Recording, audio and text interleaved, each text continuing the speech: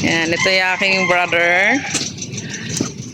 Si Jojo Vlogs. Back to province. Back to Robbins. Diretso to sa ano, Leyte. Taxi lang. Uwi na guys. Yan, wala nang korta. Uli na uming. Ang laki. Ang laki ng ano.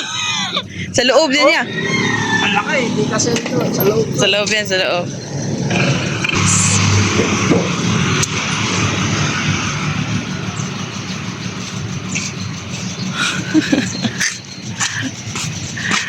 Yan po si Alden Richard. Nagiging ano na, hakot boy na. Yan, kay ano yan, kay Disney yata yan. Baka mas madala. Ano na huwag manitan Inday, oy. Wag. Punta ng Bagyo. Ano? Punta ng Amerika. And then guys. Ano kami guys? Idol, uwi na kami mga idol. Diretso-liti idol. Ano daw, mangupras na. Mangupras o mangisda na si Jojo Vlogs. Hindi na taxi. Isda mo na ako sa liti mga idol. Ay, malang isda dito. Uy, kay ano yan? Destiny yan ata. Ay ba? Ayan, bye-bye. See you next year. See you next month.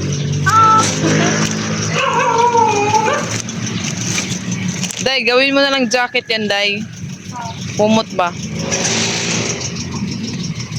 Bilangon dyan mo, Day, kung ilang karton yan.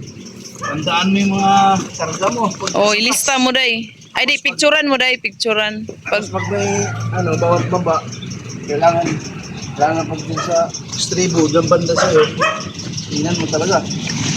Kailangan pala upat no. Kasi yung iba, sumas. Upat. Dulo ka, dagko. Tsaka, di ka na, sa biskwit, sa taas, sa upuan lang ni mo, Day. Ha, hindo ha. Dapat yung dalawang biskuit nga, pinagsaman tip yan eh. Hindi naman biskwit. Mandain ni mga pangpang mandain. Kana, di man na biskwit. Isok-sok sa grabe. Oh, Babe na Vlogs, Jojo Vlogs. Malaki TF ko nito ha. Ang laki oh, para, ano to, punta lang ano, Hong Kong.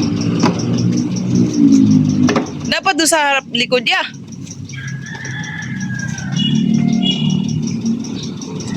Doon na lang kayo sa loob. Ayan guys, igit-igit na guys. Igit-igit na ang brief guys. Bye guys. Sama na yung kuha na eh.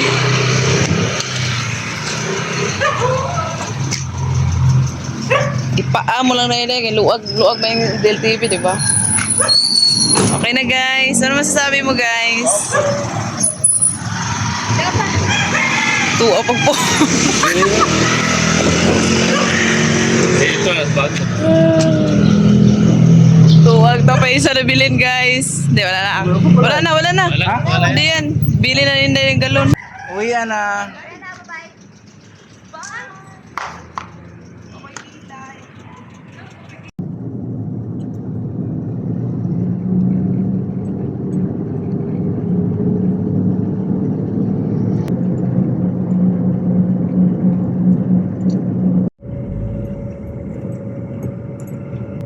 Nahatid ko na yung pinsan ko. Pinsan ko yun, idol. Nahatid ko sa Adel TV. Uuwi na siya ng Leyte kasi sa Cebu na siya mag-work. Ang problema lang, imbis sa Cubao del TV ang sakay niya, kasi doon siya kumuha ng ticket.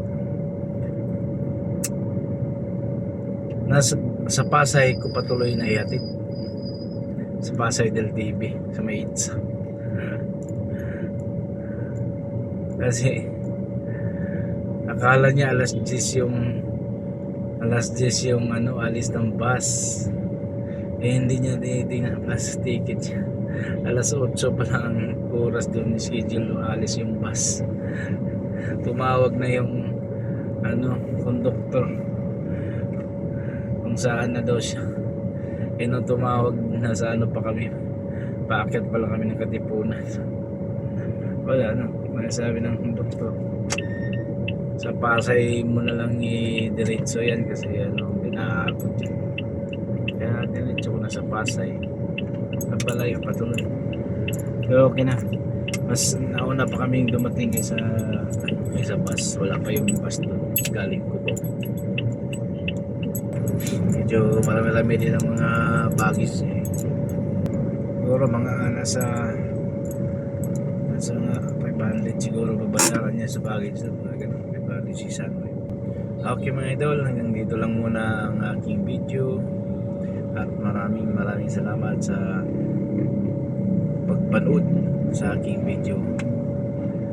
At huwag kalimutan mag-like at share and comment mga idol. Okay mga idol, magandang umaga sa inyong lahat mga idol.